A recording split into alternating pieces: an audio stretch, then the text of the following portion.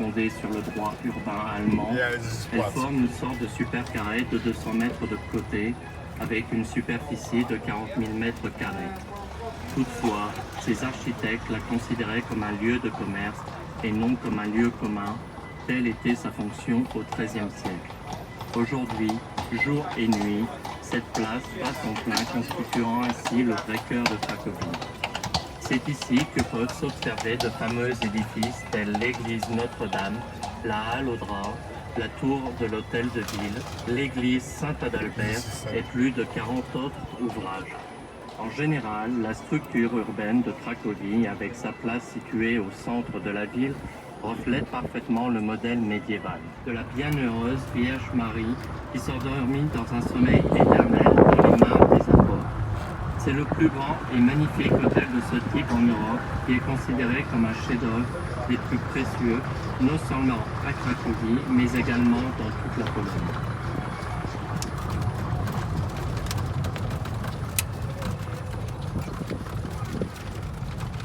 Le palais de l'art. Érigé au début du XXe siècle à l'initiative de la Société des Amis des Beaux. L'histoire de Cracovie. Cracovie, en polonais Kraków, doit son nom au seigneur légendaire Krak, fondateur de la ville forte sur la colline de Wawel. Les premiers écrits historiques narrant cette ville, datant du IXe siècle, sont ceux d'un marchand espagnol visitant les pays slaves.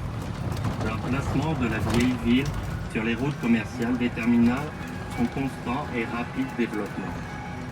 Déjà au Xe siècle, sur la colline de Wawel s'élevait un château fort. Pour illustration, les mythes illusionnistes à l'intérieur constituent sans doute une particularité avec les peintures imitant l'architecture et même celles avec des cieux ouverts façonnant un espace insolite. Au sous-sol de l'église existe une crypte où des expositions artistiques ont souvent lieu.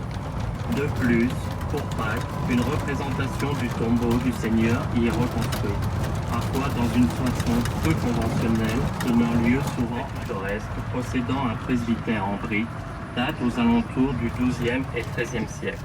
Pour construire cette église, on a utilisé des fragments de pierre restant de la fortification de Cracovie. À l'intérieur de celle-ci, vous pouvez admirer l'unique voûte en éventail appuyée sur un pilier central souple. Les attrayantes peintures murales du XVIe siècle représentent une située non loin d'ici. Le théâtre Juliusz Słowacki. Cet exemple d'architecture éclectique conçu par Jan Sierecki est construit dans les années 1891-93 contemporain. Là se tient le célèbre rideau peint par Henryk Chmielacki. Celui-ci est baissé uniquement lors du grand entracte. Les vestiges des murailles de Cracovie. L'année 1285 a marqué le début de la construction des murs fortifiés, avec la porte de Saint-Florent et 4 donjons. Celui des pelletiers, passementiers, menuisiers et charpentiers, ainsi que l'arsenal municipal.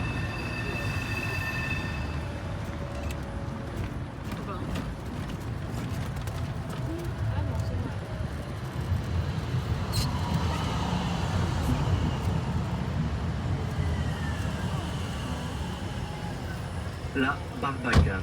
C'est le vestige le plus précieux de la fortification. L'épaisseur des murs dépasse de bien loin les 3 mètres. Cette construction gothique possède plus de 100 meurtrières pour tirer sur 4 niveaux et 7 tours utilisées pour contrôler la direction de tir. Jadis, la garde de la vieille ville tirait les flèches vers l'ennemi de ce point stratégique, mais jetait aussi des pierres et versait du goudron bouillant, superficiel. Il entoure avec une ceinture verte toute la vieille ville, étant donc une singularité enviée par promenade plus agréable. En fin de compte, c'est un des monuments les plus précieux de l'art du jardinage. Depuis de longues années, dans ce jardin exceptionnel, des événements en plein air y sont organisés. De plus, les résidents et les touristes peuvent s'y balader le long des ruelles colorées et parfumées, ornées de statues d'illustres.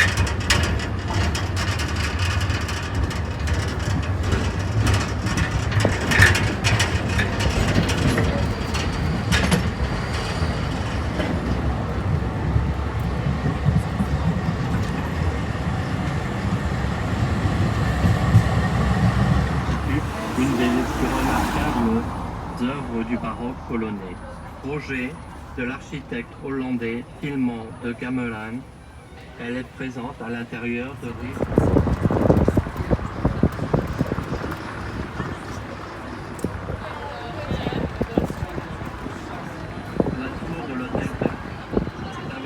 du bâtiment de l'hôtel de ville démonté au début du 19e siècle.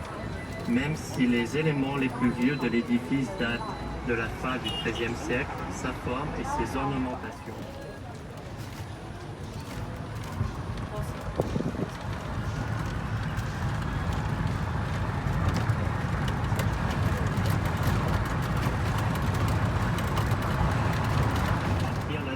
Par ses beaux vitraux et polychromie d'art nouveau conçus par Stanisław Wyszynski. Le palais d'évêque, 3 rue Franciszkanska. Vu qu'à l'origine les évêques cracoviens résidaient à Babel, la première mention de la résidence des évêques dans ce palais ne date que de la fin du XIVe siècle. C'est ici que le jeune Karol Wojtyła, futur pape Jean-Paul II,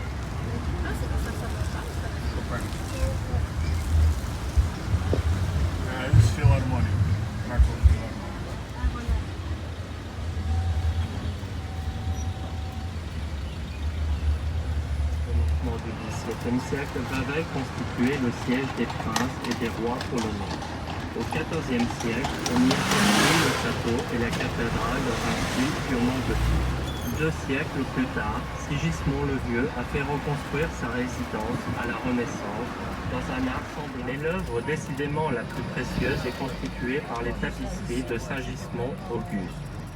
Au rez-de-chaussée, il y avait un dépôt, la chambre du chancelier, les tribunaux, une armurerie et une présence. Ceux-ci sont accessibles lors des visites.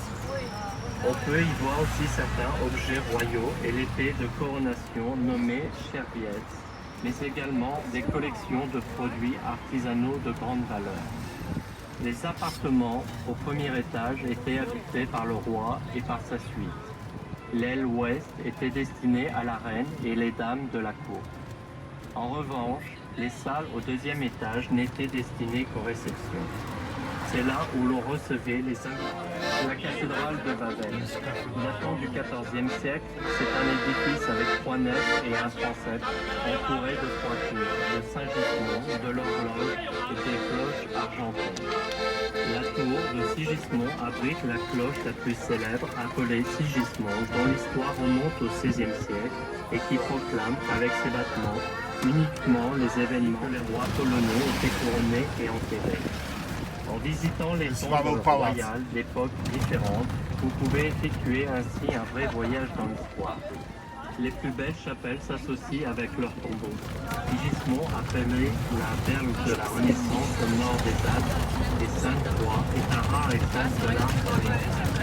De plus, au sous-sol de la cathédrale, des Polonais illustres y sont enterrés, entre autres Adam Mickiewicz, Józef Słowacki, Józef Piłsudski, Tadeusz Kościuszko, et parmi eux, la sainte reine polonaise, Jadwiga, qui aimait tant prier ici devant le crucifix noir, un des hommes, Jadéorum, habité désormais par les Juifs déportés de Cracovie. On y a érigé des synagogues, construit des cimetières et avant tout développé une culture unique, rendant Kazimierz capitale intellectuelle de la communauté juive polonaise. Actuellement, très à la mode, Kazimierz, qui inspire et attrait tellement bien la bohème artistique cracovienne, abrite depuis des siècles 2 cultures, juive et chrétienne. Marcin Baryszka pour son comportement immoral, suscitant ainsi la colère du monarque. Ce dernier, finalement, a fait noyer le vicaire dans la dispute. Mais pour éviter le sort de Boleslas le Généreux, il l'a fait de manière très discrète. Et pour expier sa culpabilité, il a fait ériger cette église à l'endroit même où le corps du prêtre a été retrouvé. Dans son histoire mouvementée, l'église a été d'un récit laconique du chroniqueur Gallus Anonymus sur ce sujet, provoquant ainsi certaines réticences. Avec le temps, autour de cette histoire, beaucoup de légendes se sont créées. Malgré cela, on a conservé dans l'église des souvenirs liés à la mort de l'Église.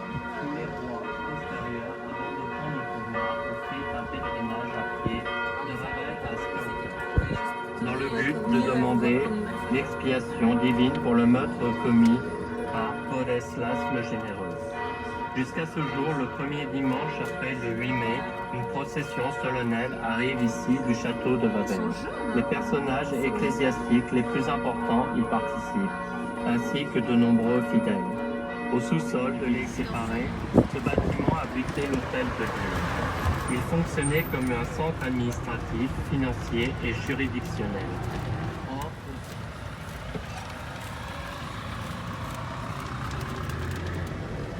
L'église Corpus Christi. Elle appartient au groupe des églises gothiques de Cracovie les plus éminents. Selon la tradition, les retrouvailles miraculeuses de la Haute et de l'ostensoir volé à l'église de tous les saints incitèrent le roi Casimir le Grand à faire ériger ici une église. C'est un des projets d'Ignacy Erkov. Au-dessus de l'entrée principale, les tableaux de Moïse en marbre noir sont mis sur le mur et sur les façades, les situations de la Torah inscrites en hébreu. Elle est également adhère à la muraille municipale médiévale dont on peut voir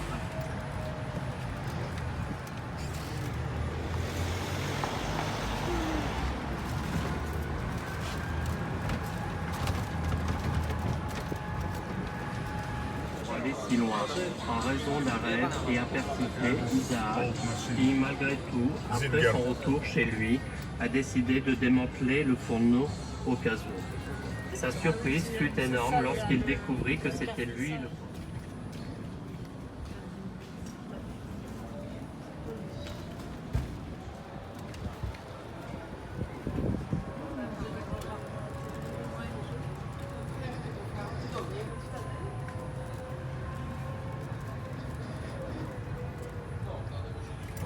Le camp hitlérien de travail. L'immeuble se situant 5 rue Vanska durant les années 39-44 abritait un camp de travail où les Allemands ont emprisonné des milliers de Polonais qui furent envoyés après au travail. Un mikiev actif, c'est-à-dire un bar rituel juif, ainsi qu'un restaurant où il est possible de se restaurer avec des plats cachers. Caractère Renaissance, attribué au XVIe siècle par l'architecte Matteo Gucci. Au cours de la Seconde Guerre mondiale, elle a servi de dépôt pour les Allemands et son équipement a été détruit. Malgré les ravages de la guerre, à l'intérieur de la communauté juive. Pendant la Seconde Guerre mondiale, la synagogue Nagoutse a été détruite. C'est pourquoi aujourd'hui, il n'y reste que 3 maisons de prière. La vieille synagogue, la synagogue de Popper et la synagogue Crémour. On peut y trouver de nombreux. La pierre et la petite place. Vous voyez une petite place clôturée d'une façon décorative en forme de menorah, c'est-à-dire chandelier à 7 branches, symbole du judaïsme. Il y avait le plus ancien cimetière juif de Kazimierz, fermé en 1552, lors de l'ouverture de celui de Raymond. La légende veut qu'un mariage y ait eu lieu ici le jour du sabbat, ce qui était contre la loi. De ce fait, le rabbin Crémour a jeté une malédiction sur les invités qui se sont ensuite enfoncés dans le sol, ainsi enterrés ensemble. Sur ce...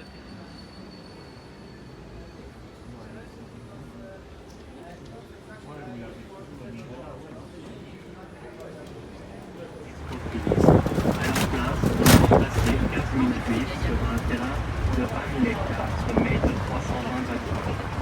Suivant l'existence du ghetto, le nombre de juifs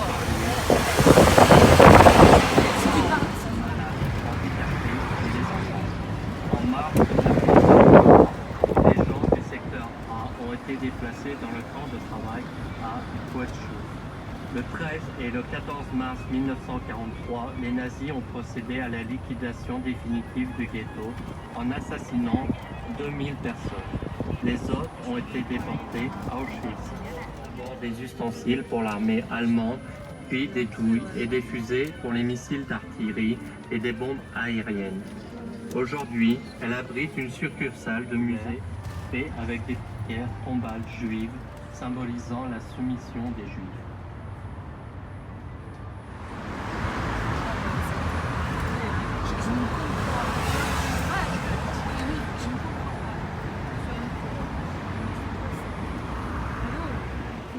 côté se trouve une imposante église.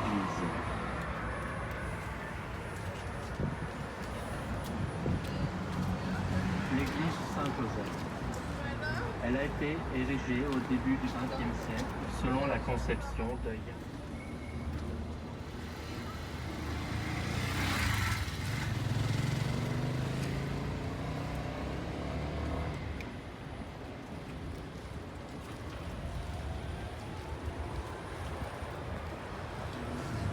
Vistule.